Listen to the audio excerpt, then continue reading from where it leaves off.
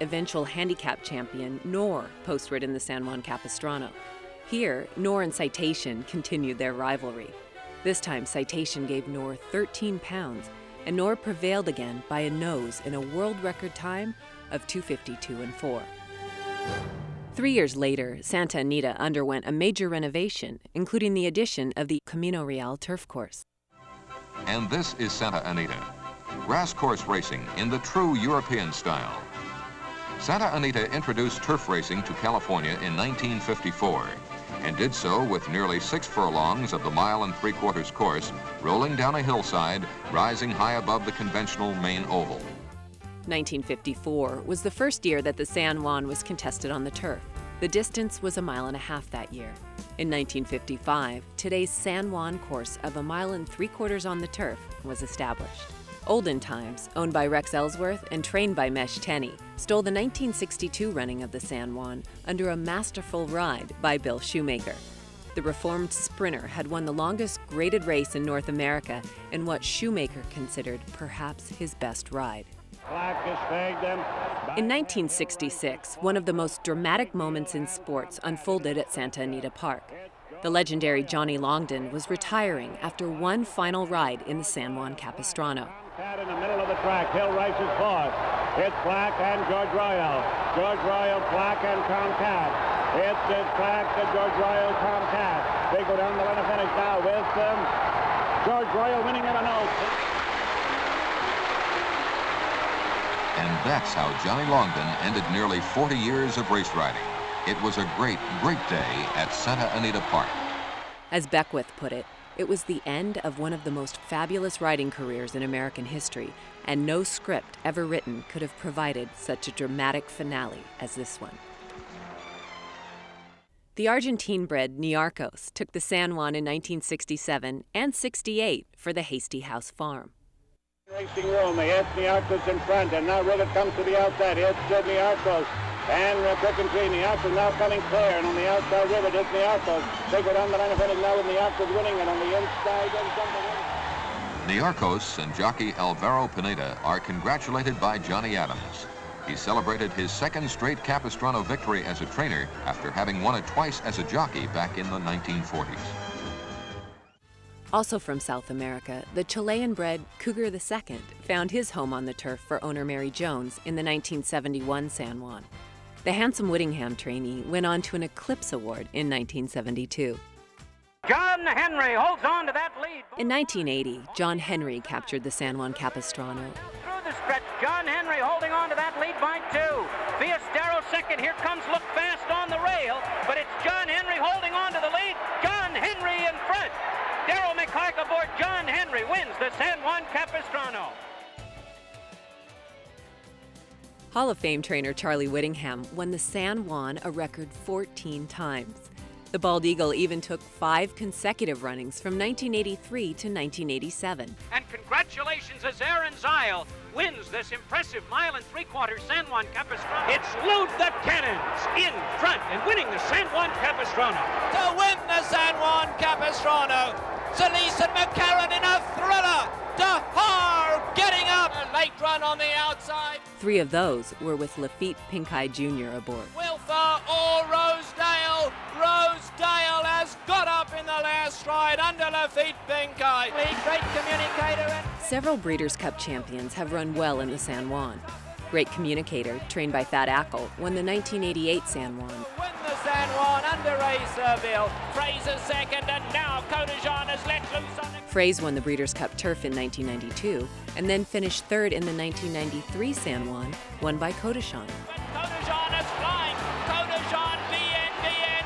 Here's the finish to the San Juan. Cotejean up a nose from BNBN. Cotejean subsequently won the 1993 Breeders' Cup Turf over his home course for trainer Richard Mandella. Flag exterior still. Eduardo Inda had won the San Juan as an assistant trainer to Ron McAnally in 1980. But not until 25 years later did he accomplish the feat on his own. But TH Approval clear. Here's exterior absolutely flying late now. And Fitzflag in there as well, but TH Approval to win it. TH Approval wins the San Juan from exterior. TH Approval took the 2005 running under Renee Douglas and then came back to win it again in 2006 with Alex Solis in the aisle. TH Approval in full flight for the wire, and it's TH Approval, one off making a late run, but TH Approval and Alex Solis have won the San Juan. No other race in America offers the challenges of the San Juan Capistrano, a race unique to Santa Anita Park. Don't go away. The Sport of Kings. We'll be right back.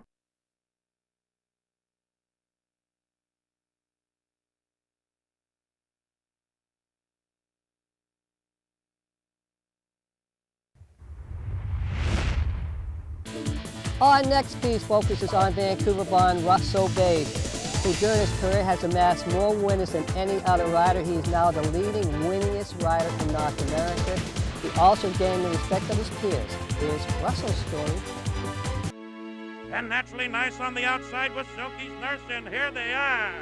Coming down here, whoa, the five's gonna come from way out of it to win it, Silky. And it's going to be Hawkster and Russell Baze to win the Oak Tree Invitational. In front, I see Freeze is wearing her down now. I see Freeze, Baze looking for the record outright, and he's got it. I see Freeze. Russell Baze is a great rider. There's no question about that. He made horses run, good horses, bad horses, mediocre horses, any kind of horses. Everybody's looking for a long shot, and you're not going to find too many long shots with Russell Baze riding them, I tell you that. When you ride that many cheap horses and achieve that kind of goal and work that hard to achieve that goal, you got to put him with the top three. The Swale Stakes field is left in the wake of Lost in Let me tell you, you put Russell on a horse, and if the horse gets beat, it's not for lack of try on Russell's part, I can tell you that. It's certainly going to be a major feather in my cap, you know, to say that I was the winningest rider in history.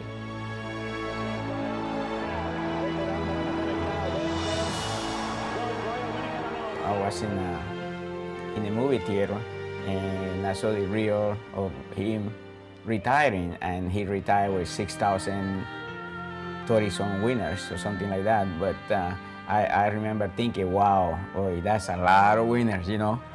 On the outside, Cokes need chance. And then all of a sudden, I find myself breaking his record, you know. It meant a lot because I knew he was a great rider, and I was second at the time, I think, you know. So, you know, there's nothing wrong with being second.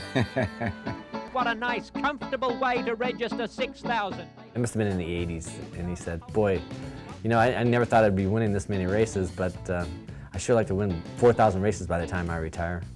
And then we passed Longden.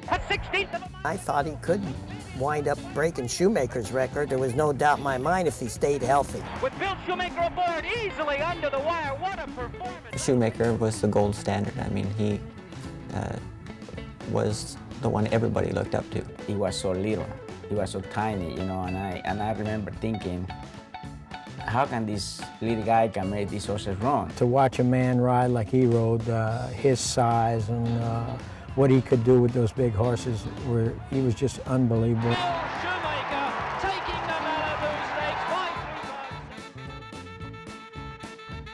Stakes. We thought nobody'd beat it. You know, geez, who's going to come along and win over 9,000 races? He knew how far he could push, and he didn't push any farther than that. And, you know, I mean, that's something I try to emulate myself. History at Hollywood Park as Lafite Finkai Jr. becomes the world's old-time winningest jockey. It was a great achievement for me, you know, and I look back at my career and I say, wow, I really came a long way. A lot of satisfaction seeing that I broke the record of a jockey that I thought he was the best rider in the world, and something that I will never forget, because that day was just like a glorious day for me. About the time I passed Shoemaker, you know, I was winning races at a good clip, and I think, you know, it's entirely possible that I could catch Lafite. And then, you know, of course, when he had to retire, it's a done deal. I should be able to get him now. He's not a moving target any longer. There it is for Russell Baze, 8,834 career victories. He will become the second winningest jockey in thoroughbred racing history. If it wasn't for Jerry Hollendorfer and Greg Gilchrist and Art Sherman, he never would have had the number of wins that he's had. Despite drifting out, she gives Bays 9,000 wins. We just have developed a relationship and worked hard together and have done very well. So far it's worked out real well. Lost in the fog, wins in the sunshine. It's a very good feeling when you put a guy like Russell up. That just cancels one thing out of the equation that you have to worry about. He's so dominating. He's won so many races. There have been so many big multiple win days. Sometimes I'm just left scratching my head thinking, how many different ways can I say how good he is? 9 consecutive winning mounts. Makes the Bays name huge because, you know, everybody, you say Bays, then the first thing they think of is Russell. It makes it seem like we're all better riders for him having that much success. I think it's dedication for one thing. He sure has the talent, you know, you can't deny that. It's Light and Russell Bays cruising on down to take the Grade 2 Oakleaf. He's determined and aggressive, and it's the same way with Lafitte, Johnny Longman, and Bill Shoemaker. He knows what he wants to do. He shows up in the morning. He works horses, I think, probably every day. You know, it's hard to compete with a guy like that.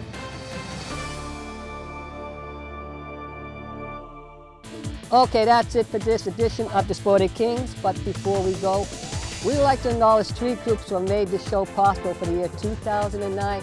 That would be the Derby Bar and Grill, Swift Thoroughbreds, and last but not least, the Horsemen through the HBPA of BC, who have supported us from day one back in 1992.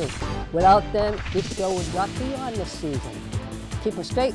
Remember, we're going to get you on that final turn.